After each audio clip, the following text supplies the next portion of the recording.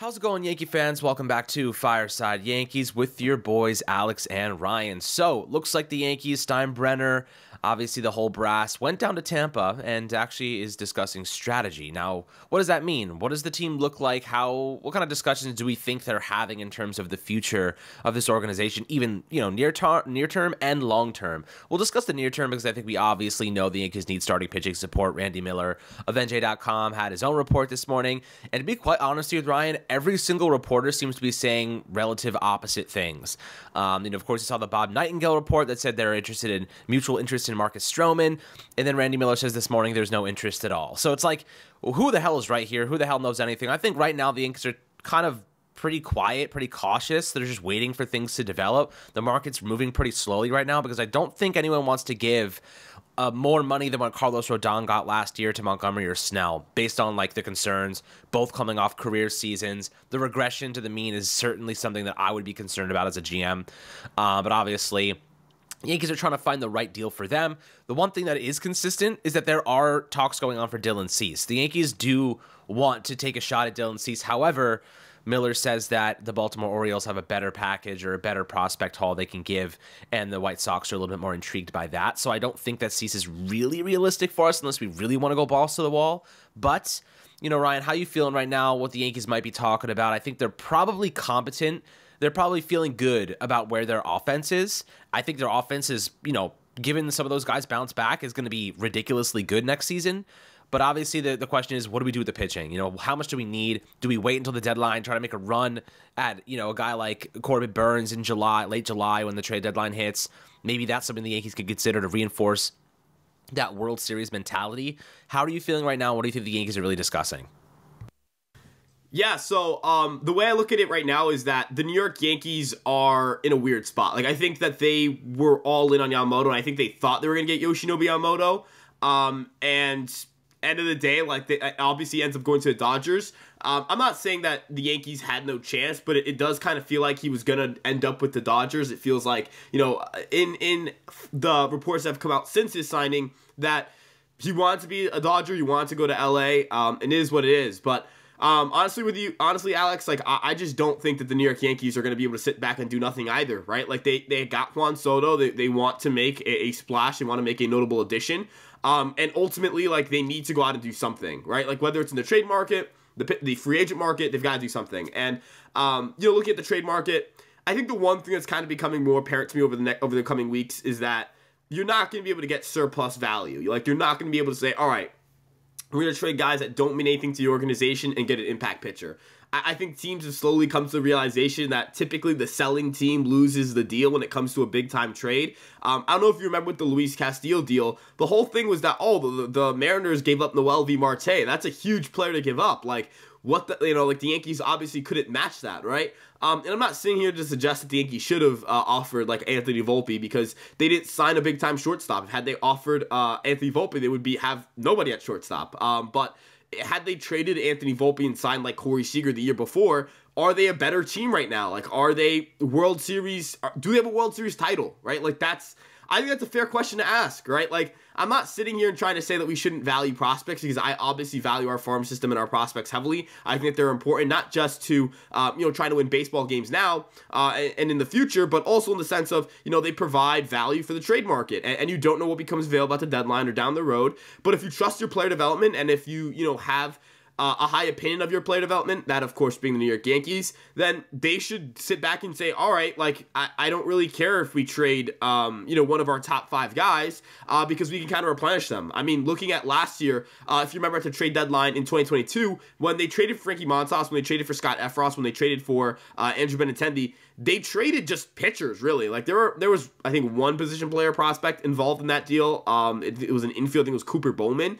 But outside of that, it was Luis Medina, Ken Waldichuk, J.P. Sears. Then they traded Hayden Wesneski. Then they traded Chandler Champlin and a couple of other pitching prospects to the Royals. I think they in total traded 7 pitchers at the trade deadline.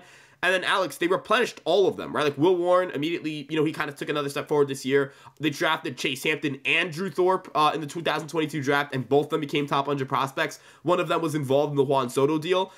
So like the Yankees' ability to develop pitching cannot be understated. It's really good. Like they're really, really good at it. And I think that they should trust it once again. Like they should be able to say, hey, I don't want to trade Henry Lane, let's say, but I do believe that the New York Yankees, could look at him and say, hey, if we offer him to a team and they really like him and we can get an impact starting pitcher back, we got to consider it, right? Even Spencer Jones, like I love Spencer Jones. And I personally, like we even talked about like, hey, do we want to even part ways with him? I don't know if I'm parting ways with Spencer Jones and Chase Hampton for Dylan Cease. Like I just don't have that high of an evaluation of Dylan Cease. And I personally think the Baltimore Orioles are going to end up with him. But if you could end up like trading Spencer Jones and he headlined a package for like Jesus Luzardo. Jesus Luzardo's median outcome is being one of the 25 best pitchers in baseball. Spencer Jones' median outcome is not being one of the 25 best players in baseball, right? So, you have to also look at it from the perspective of what is the perceived value of a prospect? How often, like how many prospects have the median outcome of being an above average major leaguer? The number is not very high. Now, is the number of guys who come up through a farm system and become above average major leagers pretty high? Yeah, like there are a lot of guys who can come up and be like solid players, but you also have to ask yourself, do they remain solid players throughout their 6 years of their rookie contract, right? Gary Sanchez came up and was excellent, right? And then he kind of fell off after a couple of years. You have Luis Severino, who looked like he would win a Cy Young. And then it took one Tommy John surgery, and he hasn't ever been the same, right? Who's to say that Chase Hampton doesn't have an outcome like that, where 2 excellent years, 2 years where he is, a frontline starter, and then something happens, he gets hurt, and never really pitches the same again. Or for Spencer Jones, like what if he has a Gary outcome, comes up second half of the year, absolutely tears it up, looks like the center fielder of the future, and, teams find something in his swing that they're able to start beating him on the fastball or something, and he kind of fades into being an average hitter, and then, whatever it may be. How long does he stick in center field at his size? Is he ever going to run into injury issues? It's like John Carl Stain came up and everybody was like, this guy's an injury-prone player. He just had his body degrade over time and at an earlier age due to his size. For Aaron Judge, we still don't know if he's going to degrade at a later age. That was a huge reason why there weren't that many teams involved, right? Like, unless you were a big market team that could, survive the final few years of that contract where he's maybe not that good, you weren't going to be in the market for Aaron Judge. So, end of the day, I think you have to just kind of sit back and say, all right, we got to kind of go all in if that's our game plan, if that's our MO, and it's going to require parting ways with a prospect that you don't want to give up. Yeah, listen, I'm really starting to shy away from the giving up prospects part of this. I don't know if I'm really trying to give up Spencer Jones, Chase Hampton. I get like the Yankees consistently churn out good pitching, but, we just leveraged all of them. Michael King, Richard Fitz, Drew Thorpe. We just tossed all of them. Like, I know we consistently generate really good pitching prospects, but like, I don't want to assume we're going to just stumble upon a couple of more 4th round, 5th round picks that become really good. You know what I mean? Like, I don't necessarily want to take that risk. Chase Hampton has the upside to be something special. I'd like to see what that looks like. They held on to him for a reason throughout this entire process. And I think that Spencer Jones has so much upside. Look, Dylan Cease, here's the main reason I don't want to go after, spend a couple big prospects on Dylan Cease. He's had one great season in 5 years, and I feel like we might be ignoring that just a bit. He had a 4.8 ERA last season, over 170-something pitches, right? Innings, rather. This is, a player that has the capacity to be great, but we've only seen it once, really, maybe twice. So I'm a little concerned, and there's only 2 years of control. I'm a little concerned we're going to get the bad end of that. Maybe we get one good season and one mediocre season, and in the process we give up 2 of our top prospects, and then he's a free agent and he walks and goes somewhere else. I don't like that risk personally. I'd rather wait. I'd rather go get like a Shane Bieber, survive with that, or like sign a Snell or something like that, and then try to trade for a Corbin Burns at the deadline when he's going to cost a lot less, and then go after your World Series, like make that push. And then at the same breath, you also know that these guys are healthy. How many times have we signed or acquired players just for them to get hurt? You get to the deadline, you got 2 months before the postseason, you improve the probability that you're going to get a healthy player that's actually going to be ready to contribute when that time comes. So like, I like the idea of going after much more affordable acquisitions now and then making a bigger push that's going to cost a lot less at the deadline. I'll ask you this, though. What do you think that Corbin Burnes would cost in August, right? If you're going to acquire him at the deadline, that's your goal. It's going to cost a lot less than it is now, but do you think you're still giving up a top prospect for a 3-month rental of Corbin Burnes? It depends, right? Like, it depends on the season he's having. If he's having his 2021 season, yeah, I'm sorry. Like, no disrespect to anybody in the organization. You got to do it, right? Like, Corbin Burnes, if you get, like, the 2021 version of him, that is one of the best pitchers we've seen the last 20 years, right? You put that with Garrett Cole. Look, I know that you can't guarantee playoff outcomes, but I think the easiest way to control your playoff outcomes is to have really good starting pitching. And, you know, you think about what has a direct impact on your win probability. If Garrett Cole throws 6 or 7 shutout innings, you're going to win that ball game most likely. If Aaron Judge hits a home run, that doesn't guarantee anything, right? Like, that really doesn't. I'm not saying that run scoring is less important than run prevention, but let's look at some of the teams that have won the World Series. How did the Texas Rangers win the World Series? They had 2 guys, Nathan Eovaldi and Jordan Montgomery, sack up and pitch like aces for the entire postseason. Pitch deep into games, saved the Rangers bullpen for the most part. That Rangers bullpen was very leaky, was not very good, and they were able to save them time after time. And that's the reason why they won the World Series.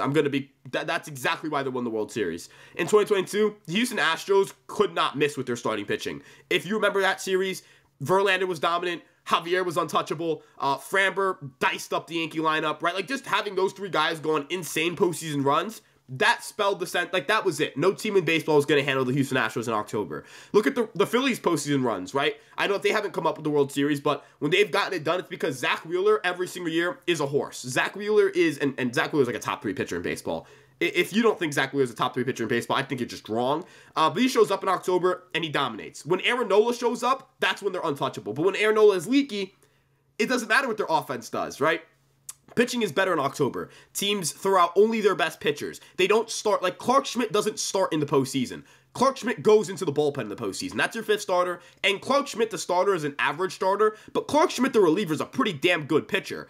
So I think having an incredible, like, front of your rotation is important. I think that needs to be a priority for the New York Yankees. And again, like, if we just straight up what influences outcomes, if you can prevent teams from scoring, you mask a lot of issues on the team. I know that the offense was revamped, but who's to say they're not going to score like 2 runs a game in the postseason? We've seen great Yankee offense get just shut down.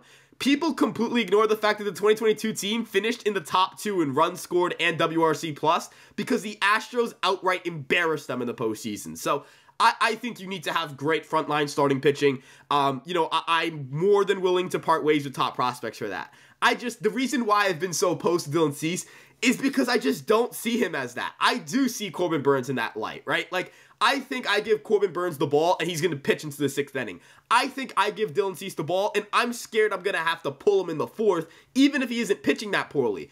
Something that Garrett Cole did really well last year was that, and I'm going to call this a grown-ass man performance, that dude was able to go out and let's say he only had 5 strikeouts in the night, still able to give you 7 scoreless. I mean, his final start of the season felt like a perfect way to encapsulate his excellent 2023 year. He only struck out like 5 Blue Jays, and he threw a complete game shutout. Because great pitchers don't need to have their A game to go out and at least and give their team a winning effort. And I don't really see that with Dylan Cease, and that's why I'm not parting ways with Jones and Hampton for him. But if I can part ways with just one of the 2, I'm going to do it. And, you know, end of the day, like, even a guy like Luzardo, like, I would love for the Yankees to add Jesus Luzardo. 26 years old, power fastball, great slider, obviously injury concerns, but I've kind of started alluding to this a little more.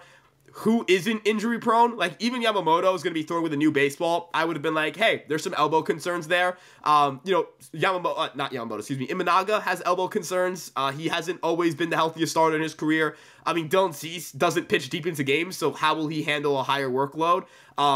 Burnes, right? Like, Burnes has ramped up a bunch of innings. Is his arm going to break at some point? You don't know, right? Like, these pitchers are just extremely injury prone at this point. I'm at the point where it's just like, just go get me a top starter. And whatever price they pay, I'm going to be able to sign off with at this point in time. Yeah, agreed. I mean, look, the truth is, you know, I'm concerned about anyone the Yankees do acquire because all the options have their flaws, whether it be not pitching deep into games, whether it be elbow concerns, whether it be age. Like, I am like dead convinced that Snell and Montgomery are going to regress. Coming off their best seasons, they're going to regress a bit.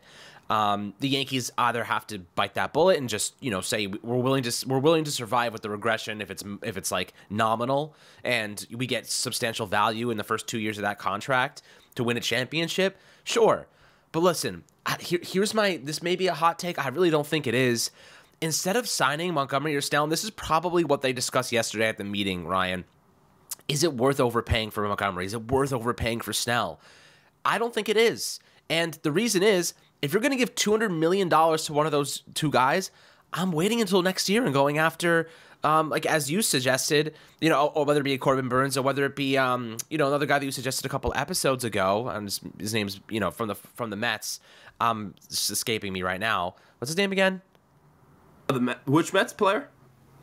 The other, the guy that you were saying, was he with the Giants? He was in the Mets pitcher.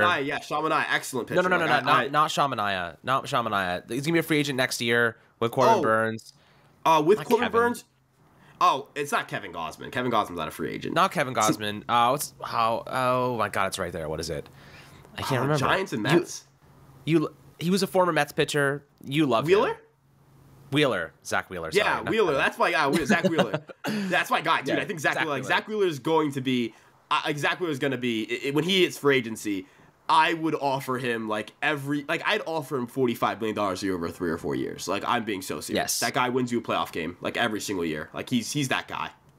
Yeah. So if you're the Yankees, I think you dodge Snell and Montgomery. You go after a Shane Bieber. You acquire somebody else.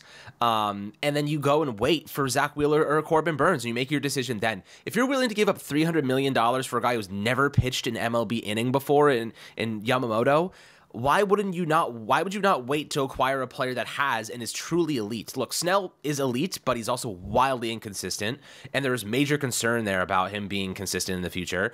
And Montgomery is great, but he's also a 3 guy. He's your number 3 realistically.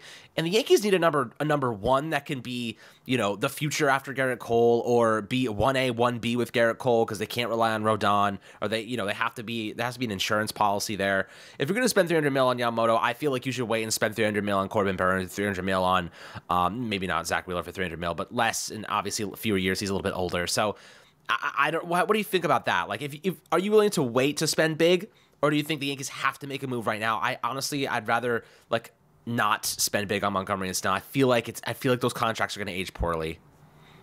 Now, I just want you to look at it from this perspective too. If you go out and trade for a guy, you don't have to make that financial investment. And we're talking, let's say we look into next year and say, all right, you sign Soto, which is probably going to eat up a big chunk of your payroll. You have Soto, you traded for a star. Let's say you trade for Jesus Luzardo. That's a guy who's part of your rotation for the next 3 years. You have 2 more years of him after signing. You would have 2 more years of him after the 2024 season. And unlike Cease, who's a Boris client, you can extend Jesus Luzardo, and you could potentially extend him on a below market value deal. Now, again, obviously, I'm not sitting here and saying he doesn't come without warts, and I'm not sitting here and saying he doesn't come without risks. I'm not sitting here and saying the Yankees are going to go up and get him. But what I'm saying more so is the Yankees need to look at this from the perspective of how do we keep ourselves the most flexible to make additions now and going forward. And I think the trade market is it. Because if you can trade a lot of guys who aren't really going to impact you next year or the year after, I would be a little bit weird about trading both Jones and Hampton, because I think one of the two is going to be an impact player at the very least, and you kind of need one of the two at least for your future planning. You need an insurance plan for Soto, or you would like somebody in your, to slot into your rotation eventually, and they seem to really like Hampton. And I'm going to be honest with you, I really like Hampton, and I don't love the idea of trading my 2 best pitching prospects. But ultimately, when you look at the rest of this system, when you look at what they've got cooking in the Florida Complex League, when you look at how well they've done in terms of international signing, when they look at how well they've done at, taking guys who are later round draft picks and turning them into impact trade pieces or impact players, I'm gonna trust the Yankees to find more talent, right? You can't just find more luxury tax space. You can, however, develop more young talent. I mean, Richard Fitz, for example, was a 6th round pick who headlined a deal for Alex Verdugo. Look, if Alex Verdugo becomes a solid player for the Yankees next year, the Yankees would have turned multiple non-first round picks into a reliable left fielder for them next year. Drew Thorpe was a 2nd round pick. Michael King was acquired for international free agent money, and Garrett Cooper. and Randy Vasquez and Johnny Brito were international free agent signings, right? So, and weren't highly touted ones. So when you look at how the Yankees have been able to acquire certain players, it hasn't been through using all their like number one overall or like their first round picks or their like, you know, their best prospect every single year. They've been able to replenish these guys and replace them. I mean, this time next year, we're going to be talking about some reliever, not this time next year. At some point in like July, Alex, we're going to be doing a video about some breakout reliever on the Yankees. We're going to be talking about like Will Warren or Clayton Beater or Yoenis Gomez, Luis Gil, and how they've been such a good young reliever for the Yankees and they have multiple years of control or whatever. Because that's just what the Yankees do. I know that people don't like the Yankees player development. I know that people hate on it. They don't like it. They're like, we never develop good players. Again, how many top prospects become superstars, right? Like, the Yankees don't have a chance to draft, you know, a Jackson Holiday because they don't have the number one overall pick. They don't get a chance to draft Adley Rutschman because, again, they don't have the number one overall pick, right? I'm not saying that every single good player is a number one overall pick, but what I am saying is that the Yankees have worse draft capital than most other teams because they're always good. So the fact that they've been able to find trade pieces in the first place, the fact that we're sitting here talking about, hey, can the Yankees go out and trade for Dylan Cease or Jesus Luzardo after trading for Juan Soto, after a year before trading literally their entire pitching part of the farm system for a bunch of players at the deadline? And also, how many deals have they quote-unquote lost and they haven't given up anything that hurts you, right? Like, the best player they've probably traded away is Thairo Estrada. I'm really not going to be distraught. Like, I think I'm at the point where it's like, we can avoid making that, like you mentioned, that 6 or 7 year commitment that financially burns you, and you can still end up with an impact pitcher, and somebody who isn't going to cost a lot either. So, if you were to say trade for Jesus Luzardo, it's not a lot of money towards the luxury tax. We're talking about like $4 or $5 million in luxury tax salary maybe because of arbitration. And then on top of that, you can end up going out and, let's say, signing an impact reliever, get a guy like Robert Stevenson, maybe 2 guys. What if you can end up with Robert Stevenson and Jordan Hicks? I mean, then your pitching staff's stacked. Or you go for a back-end guy. You go out and you spend a little bit of cash here on like a James Paxton or Hyun-Jin Ryu to just be your 6th starter, whatever it may be.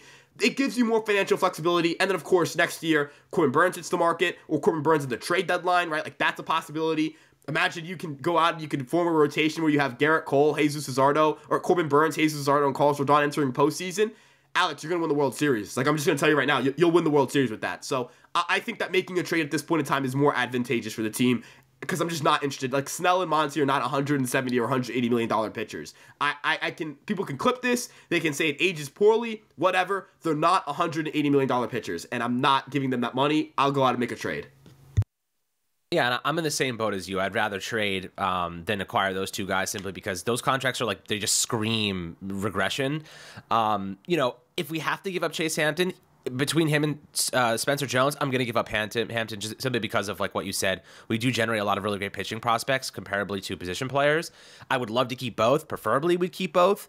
But if the future looked like getting Luzardo and Hampton was headlining the deal and you could keep Spencer Jones, you get Luzardo, you get a really great bullpen arm, and then you sign a guy like Burns or Zach Wheeler in free agency next year, and then you bring Juan Soto back, you know, you're talking about that, that obviously World Series caliber operation there. You're looking at a team that can do special things for a very long time now, especially if Rodon bounces back. So I like that path. I think a lot of people want that satisfaction right now, and I think you can still get it by acquiring a guy like Luzardo, acquiring a really good bullpen piece, and then you maybe if you have to, you make a deal at the deadline to reinforce your position to contend. And the next year you have the opportunity to go spend a crap load of money.